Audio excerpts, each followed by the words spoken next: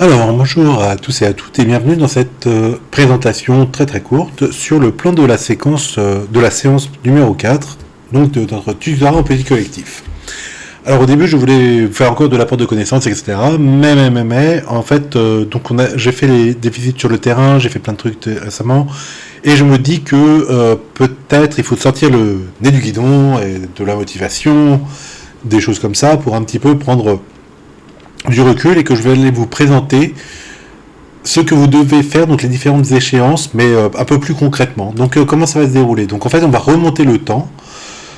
J'aimerais partir de la toute fin. C'est-à-dire la toute fin, c'est lorsque vous êtes à la fin du M2 ou T0, c'est-à-dire une fois que vous avez le master et le concours, hein, et que ce qui se passe, et que vous avez vos inspections ou la visite sur le terrain d'un collègue qui est chargé de votre inspection, etc. Voilà. Et donc vous présentez une fiche d'inspection, enfin une fiche de visite plutôt, et donc les éléments d'évaluation qu'il y a sur celle-ci. Donc comme ça pourra vous permettre de voir comment est-ce que vous serez jugé dans longtemps, et peut-être aussi comment s'inscrit un certain nombre de cours de l'inspé. Peut-être que vous n'y voyez pas forcément de pertinence, mais voilà, peut-être en vous montrant à la fin, ce qui va vous être demandé en nombre professionnel, vous allez vous dire, tiens, peut-être qu'il fallait que je fasse ça.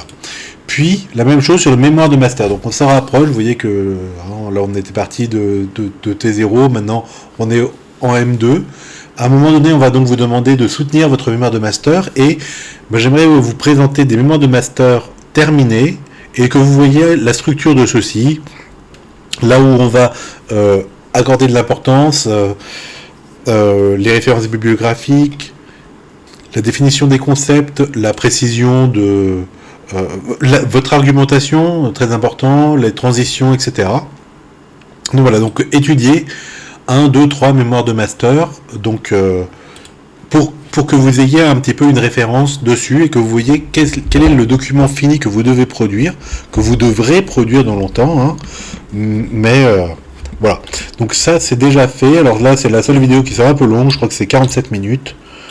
Hein, voilà. Et enfin, dernier, donc on remonte encore dans le temps, et donc on se termine par maintenant. Qu'est-ce que on fait qu'est-ce que vous allez devoir faire à la fin de l'année? Donc je vais vous présenter la fiche de projet que vous allez devoir me rendre, et j'espère que vous comprendrez en quoi est-ce qu'elle est en lien avec la production du mémoire, d'accord? Vous verrez en fait que c'est toute l'ossature de votre mémoire, que donc là ça va faire, maxi 5 pages, mais 3 pages ça va suffire, alors que là c'est 45-50 pages, ok? Donc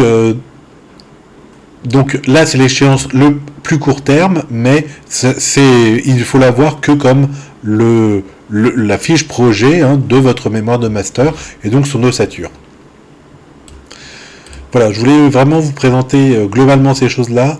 C'est vrai que dans le master, MEF, je trouve qu'il y a beaucoup trop d'objectifs. D'ailleurs, ce que je vais vous dire dans les fiches, etc., c'est de bien cibler les objectifs avec vos élèves. Et nous, en INSPE, vous en avez, je trouve, beaucoup trop. C'est-à-dire que vous avez des objectifs disciplinaires.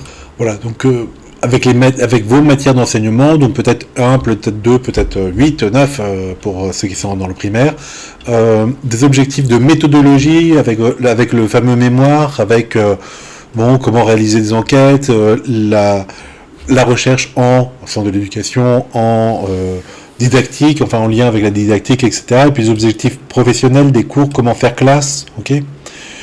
Ça fait beaucoup de choses en même temps. Donc j'espère que le but de ça, c'est donc pas vous remettre une couche d'un nouvel objectif, comment faire ceci, comment faire cela, mais plutôt d'essayer que vous puissiez hiérarchiser, que vous puissiez voir l'importance, comment ça s'articule aussi dans le master, hein, et puis quelles sont les finalités.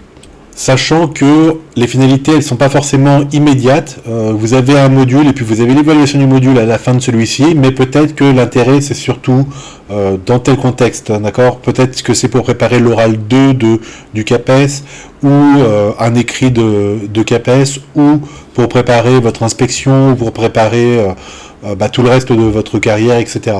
Donc les temporalités sont extrêmement différentes. Voilà, et j'espère que ça vous permettra, en voyant ceci, hein, de vous projeter un petit peu et de vous dire, voilà, un jour il faudra que je fasse ça, donc il faut quand même que je m'intéresse à ça maintenant, parce que, voilà, apprendre à utiliser l'informatique ou à introduire le jeu dans une classe ou le, un film dans une classe, etc., c'est peut-être pas le jour J hein, où je vais me lancer, il faut peut-être que je regarde ça maintenant, ok ? Voilà, et pareil pour tout, quoi. Voilà. Voilà donc pour cette présentation extrêmement rapide de la séance du jour. Donc aucune apport de connaissances, simplement, qu'est-ce qu'on va vous demander dans ces trois temporalités-là qui sont très importantes pour vous. Il y en a une autre hein, qui est très importante, c'est le CAPES. Bon, j'en parle pas, mais elle est évidemment fondamentale à mes yeux. Voilà. Et pour remettre un petit peu de l'ordre dans tout ce que vous avez en inspect peut-être. Voilà.